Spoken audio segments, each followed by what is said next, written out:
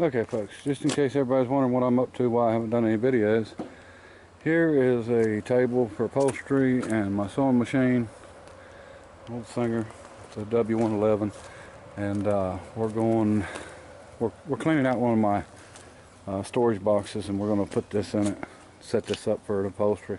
You can see I've already got the upholstery in for the Studebaker. So now I haven't sewn in 30 years, over 30 years, so we're it's going to take some practicing to get caught up, and we're just going to do the best job we can do. Okay, here's the seats we're going to be doing. These are the two back seats. The back, these are the back bottoms, and then this is the front seat for the Studebaker and Golden Hawk. So we're going to be taking this apart and using it as pattern. Now I actually bought piping instead of trying to make it myself. So we've got piping, we've got the green, we've got the white, so we've got everything we need. We're just going to have to take this apart and use this patterns and, you know, do some repair on it. Well, probably replacing some foam. But I'm going to do the best job I can do, and you know, I'm not an upholsterer, so you know, I'm sure I won't be doing everything right, but that's okay. We'll get it done, and you know, I've got the thread coming, got some bobbins coming, some needles, just some other odds and ends stuff that I have to have. And like I said, I'm gonna get practicing on that sewing machine. Hopefully, maybe this evening or something, and then I've got some other materials that we can sew up and try to do a straight line and learn how to do it. Now these here, I guess from the factory, was put in. We're going to sew them in with a piece of 1/4 inch foam on the back side, and I'll show you how I'm going to do all that. And don't think you're going to learn anything about upholstery from me. We'll just watch and laugh, I guess, if you want to, because I don't know what I'm doing anyway. We're just going to do it. So that's the way I've always done things anyway, so what's the difference? Alright.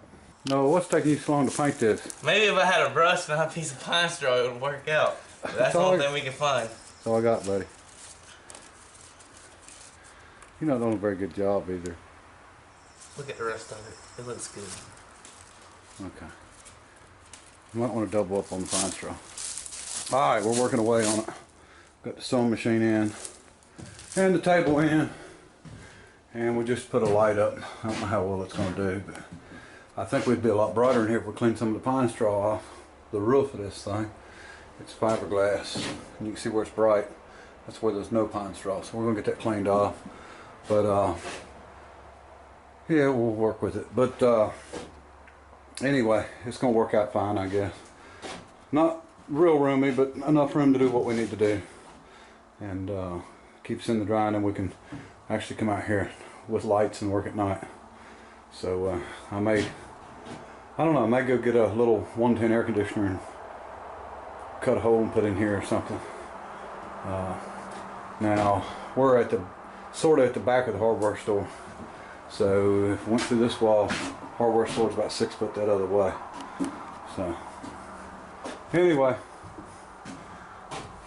it'll work. I gotta service my sewing machine, go through and oil it up good, check everything out good. I've got a bobbin winder coming for it, a few other parts and pieces and stuff that I need. So, alright folks, we got it pretty much set up. Got my ragged chair, and got this fan in here so we don't die. It is kind of hot in here. And got that light up. Ain't much of a light, but it'll work. But anyway, I've got to get the light for the sewing machine. I don't have one for it. I grabbed some thread that is actually too small, and it's way smaller than my bobbin thread, and I don't even have any bobbins for this. I had to order some. What we've got is something that's glued together. It's all thread. I've never dealt with anything like that. I thought they were all on regular bobbins, but they're not. And I know I don't have the nicest, cleanest machine here. This is an old one that I bought, but it works really well. It's oiled up well, and not having any issues with it. I think the motor's been updated on it, and it's got a constant run, so it's got a clutch. And I played with the adjustment on the clutch right over here, that spring, and I got it where I can control it a little bit better. It's still not quite as good as I'd like, gets carried away a little bit, and it's a little fast for me. And we've done a little bit of sewing, and it's far from perfect, but you know, I do know that the way the threads are supposed to be. And I was trying to find one of the bad pieces, but I don't see it. You know, whether it's pulling it halfway through the stitches. But one of the problems is the thread that we're using on the bobbin compared to the thread that we're using to sew through the needle is, I think the bobbin thread's about twice the diameter. So until my thread gets here, I can't do a whole lot. But we was playing, just sewing some stuff up and playing around and trying to get the machine figured out. And I made Noah some pencil holders, and I made him a pocket, but he got rid of it or something. And this, I had him a hat. I don't know what all. He was wearing it there a little bit ago, but I can't get him to put it on now.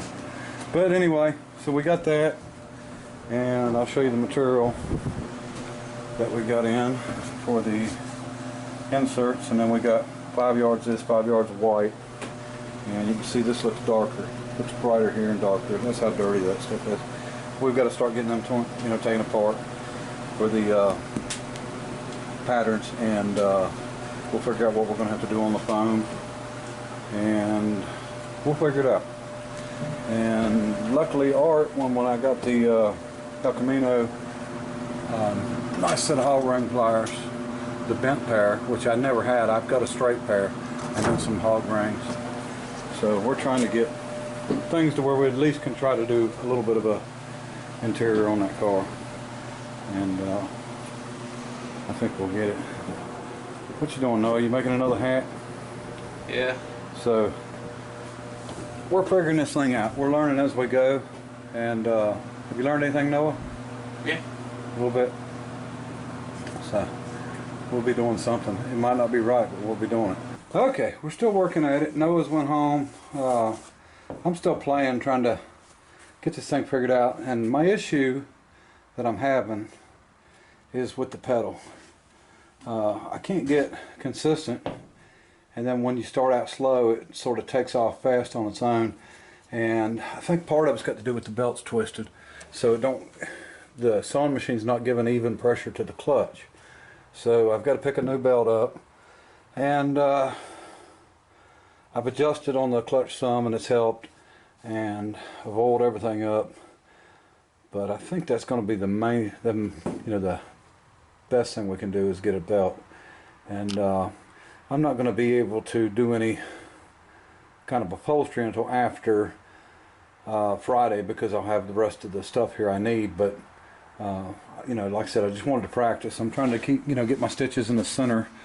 In other words, I think I've got that pretty much figured out on the tension. How to adjust it and to adjust the tension, so you're not pulling too much of the bobbin thread or too much of the needle thread, through either way. In other words, you want your stitch to crisscross in the center. So I've about got that figured out. Just need to keep playing, and main thing's getting used to this machine. And the only sewing that I've had was, let me see, in junior high school, home economics class, they required you to buy a pattern and make something. And I bought a pattern of some shorts and some camouflage material and made some shorts. And I was, I guess, 14 years old, 13. But when I was 15, I remember I took apart a set of bucket seats and used my mom's sewing machine and used naugahyde, and I went ahead and I made a set of bucket seat covers and done a good job with it back then. And that was my extent to sewing. I haven't done it since then, so it's, like I said, it's been 30-something years. So anyway, we're learning. Noah's learning. We're both going to figure this thing out. And don't get me wrong, I'm not trying to be a professional upholsterer or nothing. I just want to be able to do my own stuff. And I'll show you what we're going to do first here. This is one of the back seats.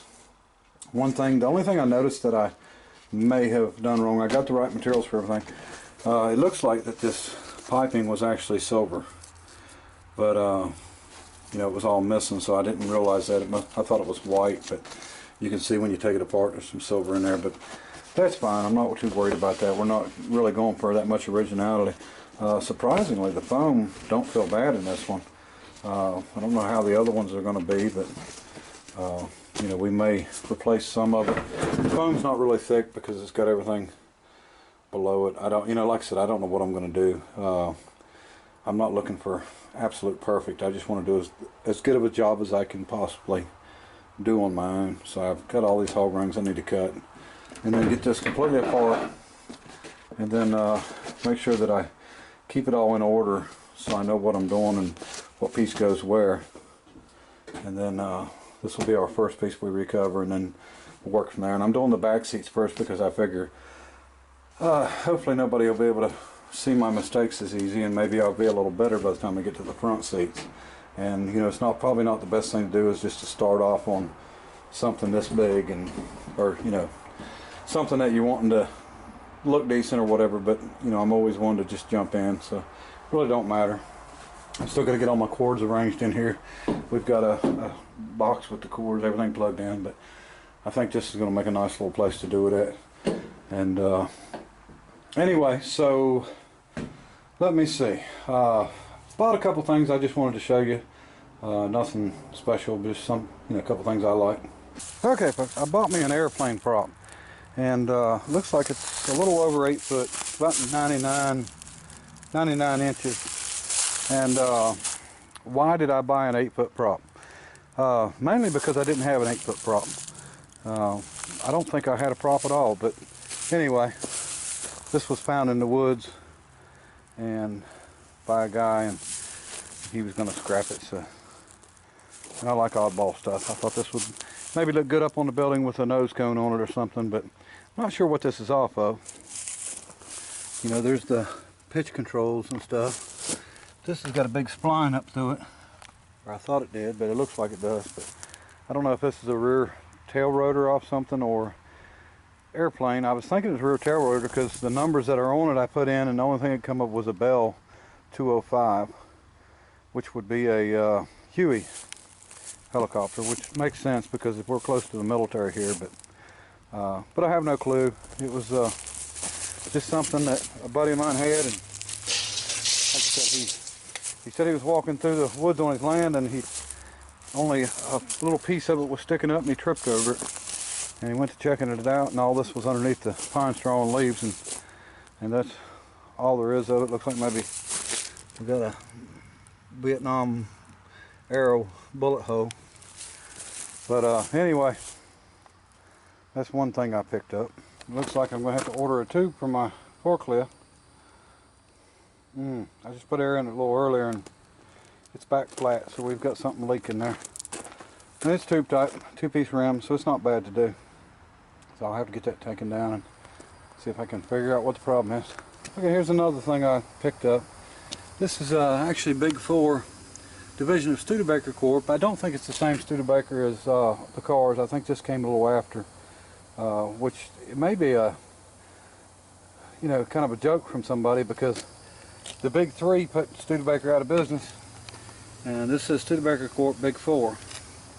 So I don't know. I'd love to know the story on why that's called that. But anyway, this is a tire spreader, and I had one of these years ago, but it was manual. This is actually air operated, and there's some other stuff on it that I don't know what it does or what's missing. You know, these levers and stuff, but it's not a big issue. What this is for is back before everybody was plugging a lot. You would have been patching tires, and a lot of tires, now this is a pretty wide tire, but a lot of tires were really close together, like front tractor tires, stuff like that. And you would need to be able to stretch them out to be able to patch them from the inside. So this actually opens it up, uses, you know, an air cylinder, and you can get right in here, and then you can buff out, make it smooth, put your patch over, you're good to go. And then close it back up. So I don't know that I'll need it much, or that I'll ever need it, but it's nice to have. And you know, I just showed you the forklift tire. If for some reason a nail comes through the tire or something, even if you're going to put a tube back in, it's a really good idea to patch over the hole on the inside. That way, you know, if you hit something again, it won't come through that hole, or you won't get dirt in that hole and actually mess up your tube. So you really want to patch the inside of tube style tires too. So, you know, we may end up using it a little more often than what I would think, but it's pretty strong. I think it would spread that forklift tire out to where we could get in there to work on it. So may come in handy very soon. But anyway, just something I picked up, something I liked, and you know, like I said, it won't get used much, but you never know. It did have it's got a Goodyear sticker on it too, somebody put on it. So this is probably late 60s. I think 66 to 69 or something like that. This company also made some tire changers and stuff like that, but pretty neat deal. They work good. And I may still have a manual one around here, but I just thought it was neat. So, all right, well, we're going to get back to work on some stuff. Got another letter in the mail from Highway Patrol in the other county that I do, and we got inspection the 1st of August for that county, so I've got to make sure everything's right for that and get all my paperwork right. So I'll be glad to get it over with, but you know, another one of them deals. So and that's 2 different trucks than the 2 trucks I took before. So we'll work up to that and get that ready, and then we'll go from there. But anyway, appreciate everybody watching. Till next time, bye.